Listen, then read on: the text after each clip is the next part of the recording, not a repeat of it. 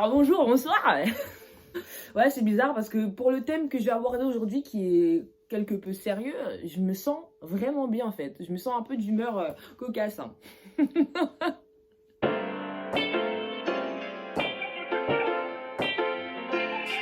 Hello.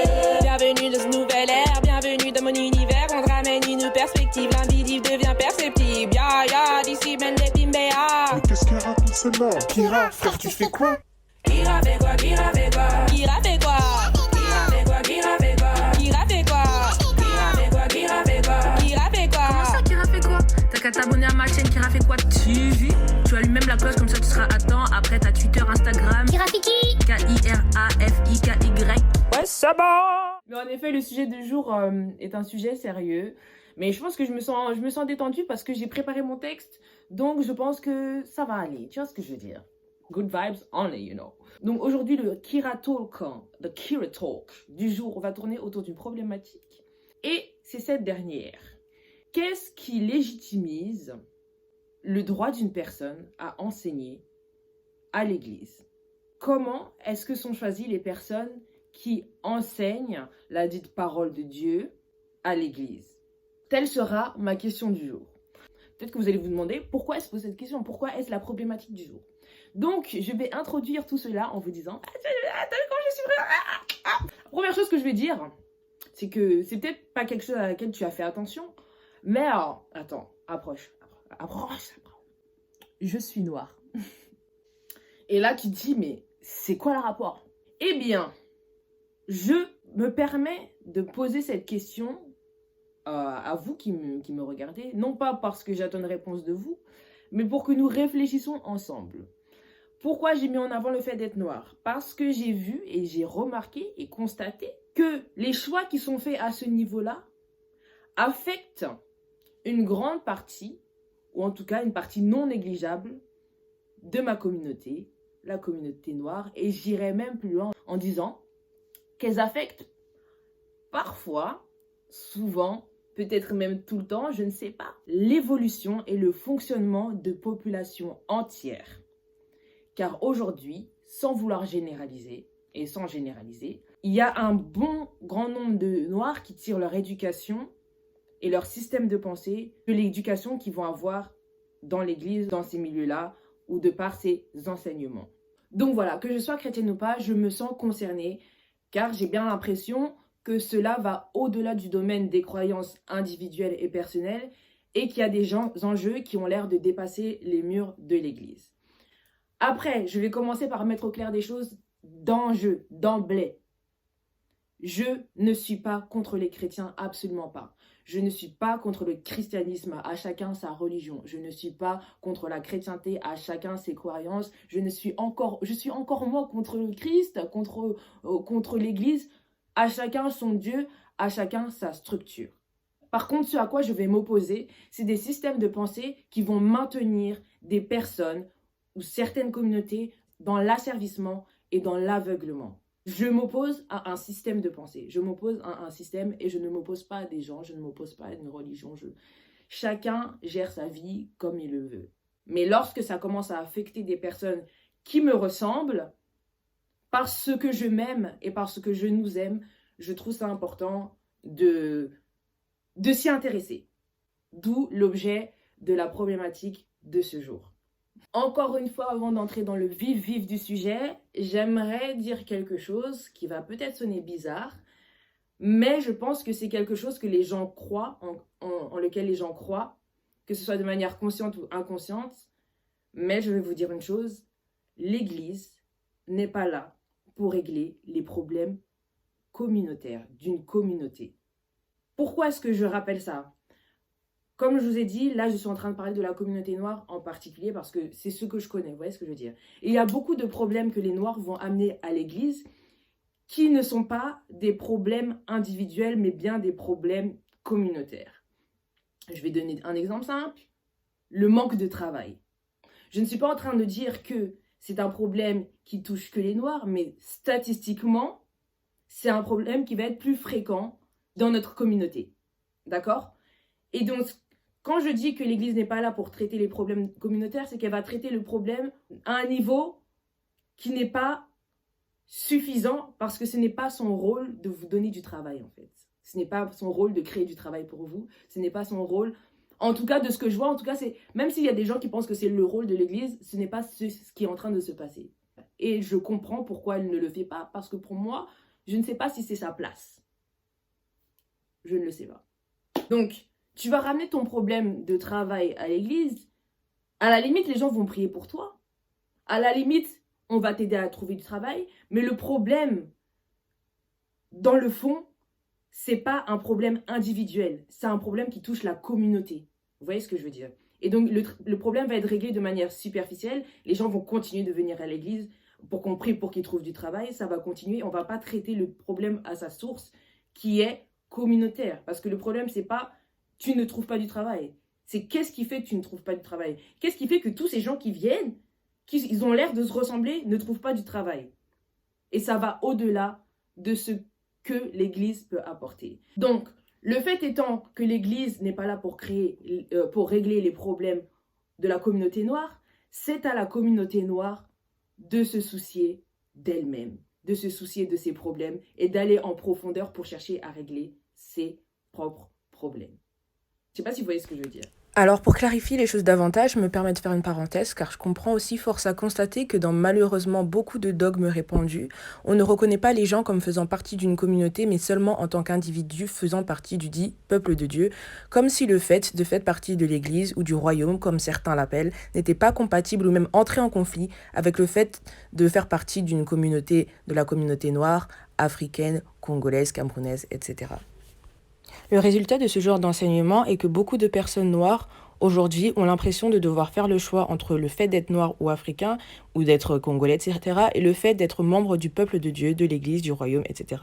Ne voulant pas aller en enfer ou ne voulant pas être dans la distraction, certains ont même déjà fait le choix. Vous pourrez ainsi entendre des discours tels que « je suis chrétien avant d'être noir », ce choix entraînant évidemment le délaissement de beaucoup de la communauté noire qui ne restera pas non affectée par leurs décisions. Ce que je trouve intéressant car même le Christ n'a jamais eu à choisir entre le fait d'être juif et fils de Dieu. Ce même Christ assistant à des fêtes juives, se retrouvant dans des temples juifs, en rappelant que contrairement à aujourd'hui, le judaïsme était affilié directement à une communauté, un peuple non pas spirituel mais bien physique, raison pour laquelle on pouvait opposer sans ambiguïté les juifs et les samaritains car c'était deux communautés culturelles et non pas une religion face à un autre peuple. D'ailleurs, je me demande même à quel point devait-il être impliqué au sein de sa communauté, donc bien le Christ, pour qu'on aille jusqu'à se demander s'il était roi des Juifs et non pas roi des nations ou roi de toutes les extrémités de la terre. Mais bon, il est intéressant de noter que toutes les religions affiliées à certaines cultures n'ont pas été diabolisées de la même manière, ce qui est très intéressant. Je ferme ma parenthèse. Parce que ma question est, à l'église, le but c'est quoi? C'est que vous trouviez du travail ou que vous receviez la parole de l'Éternel? Non, je rigole. Je vous embête, c'est bon. Oh. En tout cas, une chose est sûre, c'est quelque chose que je constate. Après, peut-être que je suis dans l'erreur. Mais je n'ai pas l'impression que tout le monde a besoin de supplier Dieu, de faire des jeûnes de 40, 50 jours, de faire des marches et de parler la langue des anges et des archanges et des chérubins pour pouvoir obtenir du travail. Donc ça veut dire qu'il y a quelque chose de plus profond. Je le conçois bien que certains croient et pensent, et je ne m'y oppose pas personnellement, que ce soit Dieu qui ouvre des portes, mais tu as l'impression qu'il y a des portes qui sont plus ouvertes pour certains types de personnes que pour d'autres. I'm just saying, you know, moi, qui suis-je? Je ne suis pas l'INSEE, mais en tout cas, c'est des choses que je constate. On doit s'admettre certaines choses. Je pense que nous devons nous admettre certaines choses. Et j'aimerais ajouter une chose, d'ailleurs, par rapport à ça, c'est que je ne pense pas que Dieu soit contre les Noirs, ok? Je ne pense pas que Dieu n'aime pas les Noirs. Je pense même qu'il les aime beaucoup et je pense même qu'il ne les a pas oubliés. Mais la question que je vais poser, c'est est-ce que nous, Noirs, nous sommes-nous oubliés? Vous voyez ce que je veux dire? C'est là, telle est la question. Après, il y a des gens qui ne vont pas se sentir concernés et qui vont se dire non, mais moi, je trouve du travail, moi, rien. Je vais vous donner un exemple qui va peut-être parler à nous qui sommes là. Comme je vous ai dit, pour la plupart d'entre nous, soit nous sommes noirs, qui avons eu une affiliation de près ou de loin avec la religion chrétienne. J'ai avec moi ce qu'on appelle la Bible, ok? Dans ce livre, il y a l'histoire d'un gars qui s'appelle Moïse. Je t'explique. Moïse, c'est un gars d'Israël. Et il y a eu des soucis, nanani, il s'est retrouvé dans la maison de Pharaon à servir là-bas. Franchement, on l'a mis bien.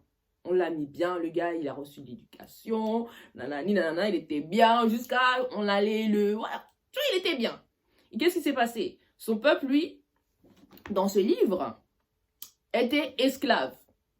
Le gars, il s'enjaillait, tu sais, Dieu lui a dit quoi? Il a dit, tu vois, les gens là-bas, là, qui sont esclaves, c'est eux les tiens, en fait. Donc toi, t'es là, tu t'enjailles, mais eux, ils ont besoin de toi, c'est eux ton peuple. C'est pas là-bas. C'est pas là où tu es en train de t'enjailler. Peut-être il y a des problèmes, t'as pas, que eux ils ont, t'as pas, parce que voilà, ça te concerne pas, tu es dans un autre contexte, mais c'est eux les tiens. Ça, je dis juste ça, je rappelle juste ça comme ça. Voilà. D'ailleurs, vous trouverez intéressant que dans cette histoire, Dieu n'a pas dit à Moïse « va convertir Pharaon ». Dieu avait vu, comme il le dit, la souffrance du peuple d'Israël. Et il a envoyé Moïse pour les libérer. D'ailleurs, il n'a pas non plus dit à Moïse « dis au peuple d'Israël de prier plus, de chercher ma face, de faire des jeûnes, de nanani, de nanana ». Comme je le disais, l'Église n'étant pas là pour régler des problèmes communautaires, ce que je comprends, parce que l'Église n'est pas communautaire, c'est pas un lieu de communautarisme, c'est pas un lieu d'une communauté. Elle n'est pas là pour régler les problèmes communautaires, d'accord, ça je le rappelle. Mais pourquoi est-ce que je fais cette vidéo? Et comme je vous ai dit, c'est que quand certains systèmes de pensée ou certaines choses qui sont dites à l'Église ou dans les milieux dits chrétiens affectent la communauté, je m'y intéresse parce qu'elle affecte soit la communauté, soit une partie de la communauté. Je ne dis pas que ça affecte tous les Noirs, ce qui est dit à l'Église. Non, ça va affecter peut-être une partie de la communauté. Et moi, je m'y intéresse parce que c'est une partie de la communauté qui me ressemble.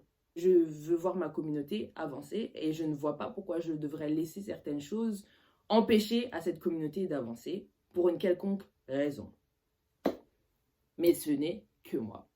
Une autre clarification, quand je parle d'église, je ne suis pas en train de parler d'une église en particulier. Donc je sais qu'il y a des gens qui vont voir dans cette vidéo et vont dire « ouais, non mais moi, dans mon église, je ne suis pas en train de parler de ton église à toi en particulier. It's not about you. » Je ne suis pas en train de parler de quelque chose qui t'est personnel, de quelque chose qui est individuel, une personne, un type d'église. Donc je suis en train de décrire un système qui est mis en place dans un bon grand nombre d'églises, mais je ne suis pas en train de viser une église en particulier.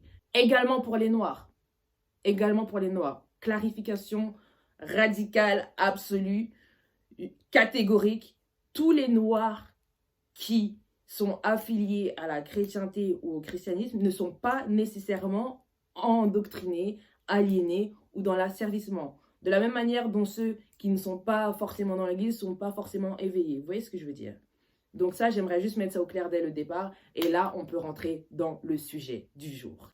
Donc, voilà, maintenant que j'ai introduit le sujet, introduction bien longue, mais je pense nécessaire, nous pouvons nous pencher sur la problématique que j'aimerais nous apporter aujourd'hui, qui est qu'est-ce qui légitimise le droit de quelqu'un d'enseigner dans ces milieux. Et on se donne rendez-vous dans une prochaine vidéo pour la suite.